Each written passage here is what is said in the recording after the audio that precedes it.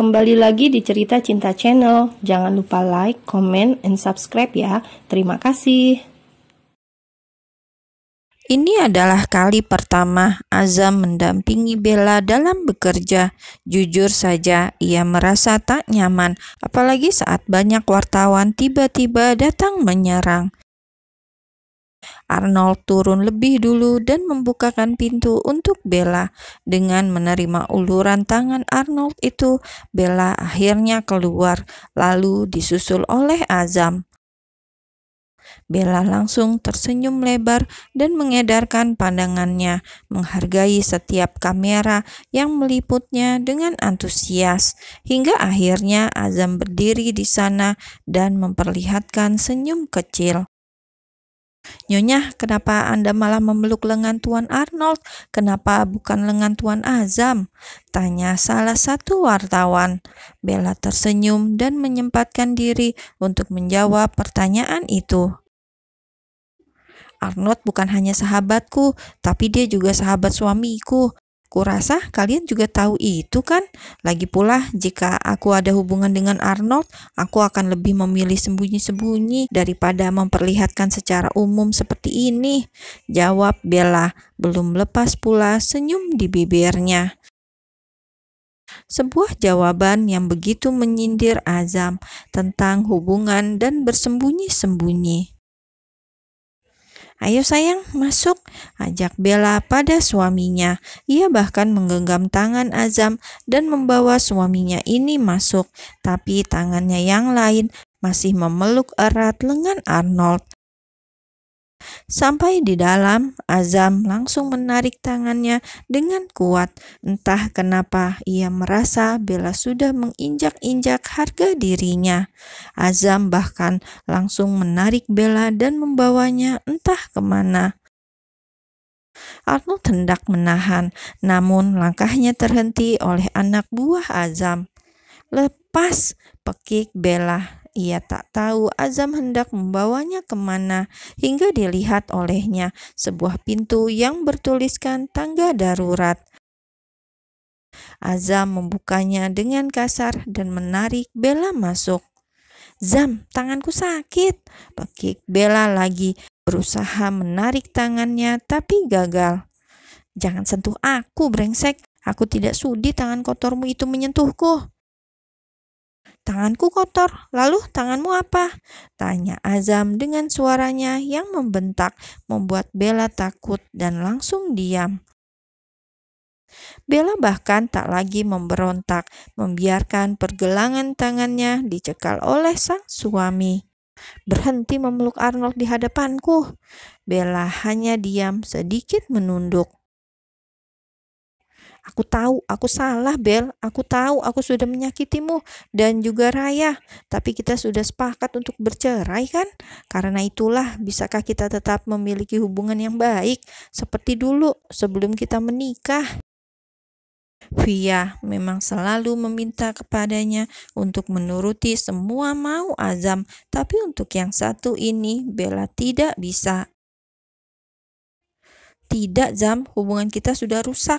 Sekarang lebih baik kita saling menghindar. Aku tidak mau bertemu denganmu lagi," jawab Bella akhirnya. Ia bahkan memutar tangannya agar Azam melepaskan cengkraman tangan itu. "Tentang perceraian kita, aku akan tetap mengajukannya 2 bulan lagi. Kurasa waktu itu sudah cukup untuk membuat keluargamu tidak curiga," jelas Bella lagi. Dengan suaranya yang dingin, ia berucap pelan sekali, seolah tenaganya benar-benar habis hanya untuk berdebat dengan Azam. Hati dan otaknya selalu bekerja keras. Bahkan Bella terus menurunkan pandangannya, sedikit pun tidak menatap Azam. "Kamu tenang saja, aku akan membuat semua orang berpikir jika hubungan kita baik-baik saja, dan saat berpisah nanti, aku akan mengatakan jika prinsip kita berbeda, pandangan hidup kita tidak sama." hening, bahkan Azam hanya bergeming, terus menatapi wajah Bella yang tidak menatapnya. Melihat wajah Bella yang mendadak sendu, membuat Azam pelan-pelan melepaskan genggamannya pada pergelangan tangan istrinya itu. Ada desiran aneh yang kembali ia rasakan, juga sesak yang tidak bisa ia gambarkan. Dan Bella langsung menarik tangannya ingin menjauh. Sakit di hatinya jauh lebih terasa dibanding sakit di pergelangan tangan ini. Nanti aku tidak akan jatuh dan kamu tidak perlu menolongku. Jadi aku mohon, lebih baik kamu pergi. Putus Bella akhirnya. Dan satu lagi, berhentilah menyuruh anak buahmu untuk mengikuti aku. Beri aku privasi seperti aku membebaskanmu dulu.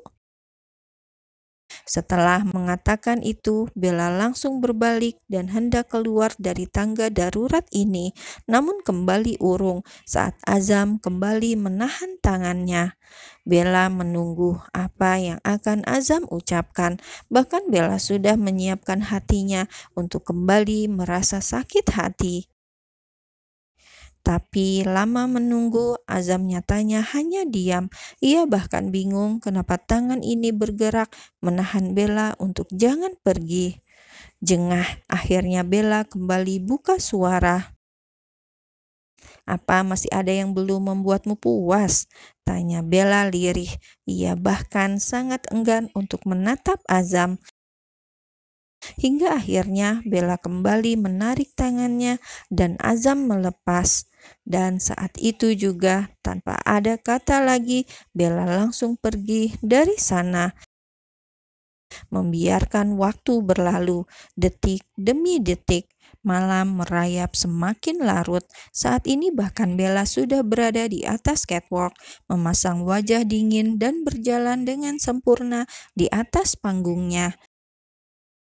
Arnold dengan setia menunggu sang sahabat seraya menatap kagum pada Bella. Jika sedang berada di atas catwalk seperti itu, Bella seperti bukan Bella yang ia kenal, seolah Bella memiliki auranya sendiri ketika sedang menjadi model. Bahkan bukan hanya Arnold saja yang merasa kagum, semua tamu undangan yang datang kala itu pun tak henti-hentinya memuji kepiawaian Bella. Saat sang istri tengah tampil di hadapan semua orang, kini Azam sedang berada di dalam mobilnya, mobil yang sedang dikemudikan oleh Ben. Mereka menuju Bandara Internasional Changi dan akan kembali ke Indonesia malam ini juga. Azam menatap jalanan yang begitu ramai, namun hanya kesepian yang ia rasakan. Bahkan hati itu seolah kosong. "Ben?" "Ya Tuan," sahut Ben cepat. "Katakan pada Priska untuk berhenti mengikuti Bella." "Baik Tuan," jawab Ben patuh. Saat itu juga ia memerintahkan Priska untuk meninggalkan sang nyonya. Mobil yang dinaiki Azam terus melaju, bahkan Priska pun benar-benar sudah berlalu meninggalkan Bella. Bella yang kini melangkahkan kakinya dengan kepala yang terus terbayang ucapan Azam. Ucapan-ucapan menyakitkan yang membuatnya merasa begitu sedih. Kata-kata menyakitkan itu terus terngiang, membuat kepalanya mendadak pusing. Belum lagi ditambah suara riuh tepuk tangan semua orang membuat pandangan Bella terasa mengabur. Bella menoleh teman-temannya yang mulai masuk ke balik panggung. Ia menunggu hingga gilirannya tiba. Hampir saja Bella jatuh di sana saat kepalanya terasa berputar. Namun sekuat tenaga Bella menahan diri, bersikap seprofesional mungkin. Semua tamu undangan tak menyadari wajah pucat Bella itu, namun Arnold dapat melihatnya jelas. Dengan langkah tergesa, Arnold pun berlari ke arah belakang panggung dan ingin menghampiri Bella. Sampai di ambang pintu, Arnold langsung melihat tubuh Bella yang ambruk. "Bel!" teriak Via, sama terkejutnya dengan Arnold. Bahkan tim dari Nelson Yap pun langsung dengan sigap membantu Bella, model andalan mereka. "Biar aku yang membawanya," ucap Arnold. Ia bahkan langsung melepas jasnya dan membalut tubuh Bella dengan itu, menggendong Bella dengan cepat dan membawanya keluar dari dalam gedung ini melalui pintu darurat hingga aman dari semua mata wartawan. Sedangkan Via langsung menggunakan masker dan berlari melalui pintu depan, menyiapkan mobil untuk mereka. Keempat bodyguard Bella memastikan semua keadaannya aman. Mereka semua langsung membelah jalanan kota di malam itu, melaju dengan kecepatan tinggi dan menuju rumah sakit Mount Elizabeth Novena. Arnold dan Via sama-sama cemas, sangat mengkhawatirkan keadaan Bella. Selama ini Bella tidak pernah sampai jatuh dan pingsan seperti ini. Sampai di rumah sakit itu, Bella langsung mendapatkan penanganan di IGD. Saat itu juga dokter mengatakan jika Bella kelelahan juga dehidrasi. Setelah mendapatkan perawatan, Bella segera dipindah ke ruang rawat. Arnold dan Via masih setia mendampingi. "Maafkan aku, Tuan, aku tidak bisa menjaga Bella dengan baik," lirih Via merasa bersalah. Sebagai asisten pribadi sang model, harusnya ini juga menjadi tanggung jawabnya. "Ini bukan salahmu, Via. Kamu sudah terlalu sibuk untuk mengurus Bella juga," jawab Arnold. Selain asisten, Via juga merangkap jadi manajer. Semuanya Via yang mengurus. Bella tidak mau terikat dengan agensi dan memilih berjalan sendiri. Dengan begitu, ia bisa bebas menentukan waktu kerjanya. "Ini sudah larut, lebih baik tidurlah, aku akan menjaga Bella," timpal Arnold lagi. Saat ini sudah tengah malam, Bella pun belum sadar juga. Kata dokter, saat ini Bella sedang tidur. Arnold memilih duduk di pinggir ranjang dengan sofa kecil yang ia pakai, sementara Via membaringkan tubuhnya di sofa panjang dalam kamar itu. "Ini semua gara-gara Azam kan, Bel?" tanya Arnold lirih.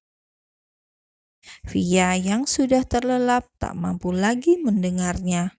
"Bertahanlah, setelah berpisah dengan Azam, aku akan membuat hidupmu kembali dipenuhi kebahagiaan," ucap Arnold lagi, seraya menatap lekat wajah Bella yang nampak damai. Sejak dulu, Arnold sudah menyukai Bella, namun Arnold tahu jika Bella menyukai Azam.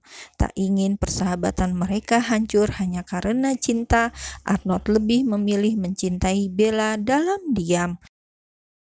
Seraya terus memberikan perhatian, terus mengatakan jika ia menyayangi Bella seperti sang adik. Namun nyatanya itu hanyalah alasan. Malam semakin larut dan menjelang pagi, Bella membuka mata dan melihat Arnold yang terlelap seraya menggenggam erat tangan kanannya. Kecil, Bella tersenyum getir. Bodohnya saat ia mengira jika itu adalah Azam.